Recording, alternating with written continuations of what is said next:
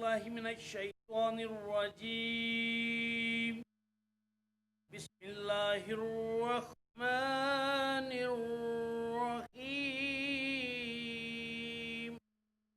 لا حول ولا قوة الا باللہ العلی العظیم۔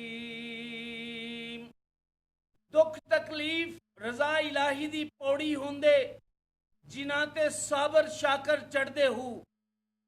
حضرت شیخ سعدی رحمت اللہ علیہ مسجد میں نماز پڑھ رہے تھے، دعا مانگی کہ یا اللہ مجھے جوتا مل جائے۔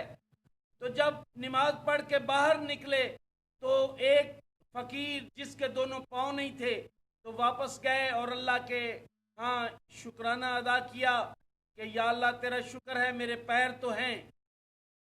یہاں پہ جب دانشوروں کی دناؤں کی کامل ولیوں کی بات ہوگی تو یہاں میں حضرت شیخ سعدی رحمت اللہ علیہ کے باپ کے بارے میں کچھ عرض کرتا چلوں کہ ایک دفعہ ایک باغ سے گزر رہے تھے تو ایک نالا کسی بہہ رہی تھی، اس میں روایت میں ہے سیب اور مالٹا کہ ایک مالٹا بہتا ہوا آ رہا تھا۔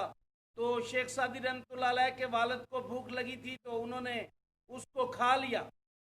تو کھانے کے بعد ان کو خیال ہوا کہ یہ میرا نہیں تھا، مجھے کھانا نہیں چاہیے تھا۔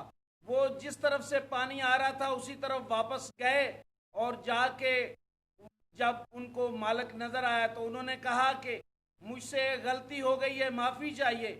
انہیں کہا مدعا بیان کرو، تو انہوں نے کہا کہ میں نے اس طرح مالٹا پانی سے اٹھا کر کھا لیا ہے۔ تو انہوں نے کہا کہ آپ کو سزا ملے گی، میری ایک گونگی بہری لولی لنگڑی کانی ایک بیٹی ہے، اس سے شادی کرنی پڑے گی۔ تو انہوں نے کہا مجھے منظور ہے، تو ان کی شادی ہو گئی۔ شادی کی رات جب دیکھا تو نہ وہ اندھی تھی، نہ لولی تھی، نہ لنگڑی تھی۔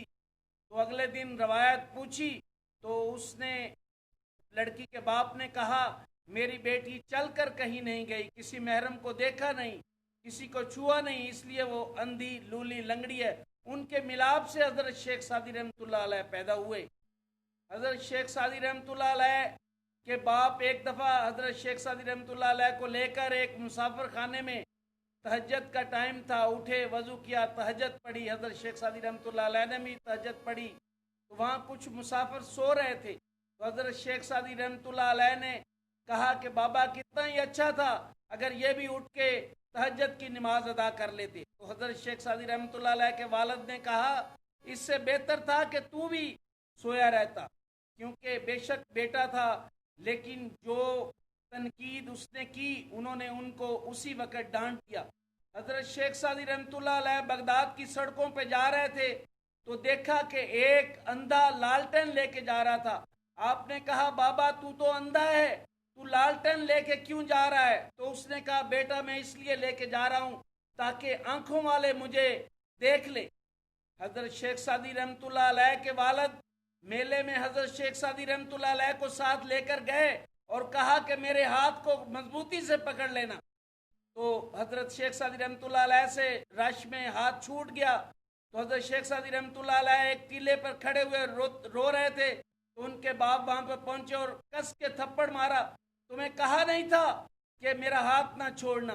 اس سے مجھے یہ بات یاد آ گئی کہ اللہ کی رسی کو مضبوطی سے تھامے رکھو اور تفرقے میں نہ پڑو۔